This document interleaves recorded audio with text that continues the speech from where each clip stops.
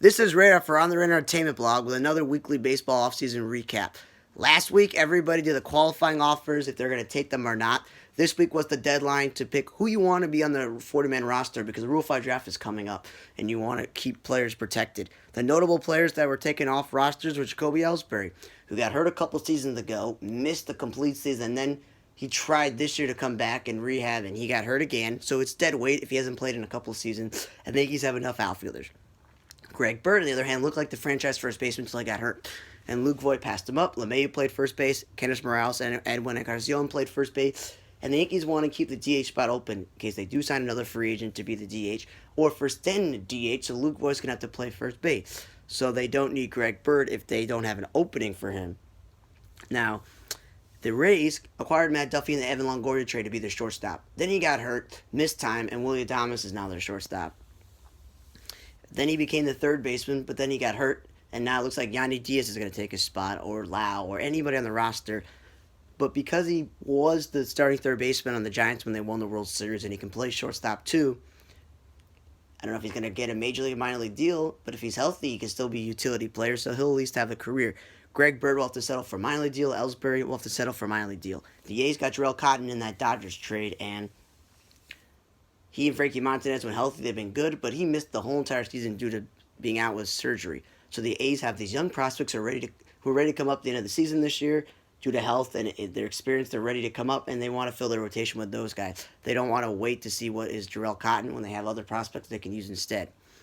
The Marlins, instead of having Wei Chen start games for them because they had absolutely no pitching this year, they paid him all that money to be an expensive long relief guy. So it made sense they got rid of him.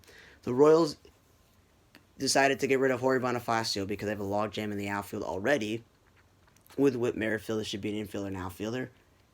So they were like, let's go Jorge Bonifacio. You got busted for PEDs, and you haven't really played the way you're supposed to. So just an extra guy that the Royals didn't need. Somebody will pick him up. Now, other notable things were some players went overseas. Aaron Altera, the Phillies outfielder, who never lived up to his potential, and then when they got Harper McCutcheon, he basically became an afterthought and bounce around this year from team to team. He's going overseas. Geraldo Parra just won the World Series with the National after, being cut by the teams he was on in spring training, and he signed with multiple teams, and he used to be on the Rockies, and he's on the Brewers and all these teams, and Baltimore. He decided to take his talents over to Japan, so no more Baby Shark. He's going to be paid really well to play in Japan and not be a backup. Now, the Braves the previous week re-signed Darren O'Day. They went and gave up a draft pick to sign Will Smith, one of the best relievers in the market, after trading all these young guys to get Green and Melanson last year, and Chris Martin. So they went inside, re-signed Chris Martin. So their bullpen's old, but their division with the Nationals, the Mets, and the Phillies having issues with either health or just not so great bullpens, they have a leg up on having a very good bullpen, even if it's old, in case the rotation isn't good. Now, the White Sox, after Abreu accepted the qualifying offer, they knew he wanted to stay there long term. So they rushed to sign him to a new contract, basically taking out the money from this year, restructuring it to be a 3-year deal because he wants to stay there and the White Sox wanted to stay here. Now, the Sox didn't need to rush to do it. He was under contract for this year, but I understand it. They want to hold on to him. They want him to be there for a while. Now, also as a White Sox fan, understood the last couple of years, they didn't spend a lot of money. When you're not good, there's no reason to spend money if it's not going to help. You can spend all the money you want in the world and you can still be bad. Now, they went and signed the best catcher in the market, and he's just Monty Grandal, to a 4-year deal worth $73 million. Our largest contract in Sox history.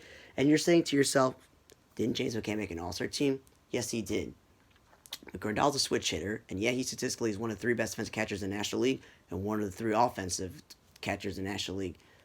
In the American League, because he's battled injuries in his career, he can spend 2 to 3 days a week as a DH or even at first base, because McCann has been better overall as a catcher defensively his whole career, but Grandal, because of his framing metrics, has been widely considered a much better defensive catcher. So the Sox will have to experiment back and forth with McCann or Grandal, and at some point, because McCann's only under contract for 1 more year, it may not be an issue in 2 seasons. The Sox just needed a left-handed bat, no matter if it came to switch it or as a lefty. But the Sox still need a right fielder, and they still need some starting pitchers and relievers. I would have rather them spread their money around between 2 starting pitchers to major league deals, a couple to minor, and a couple of relievers the same way.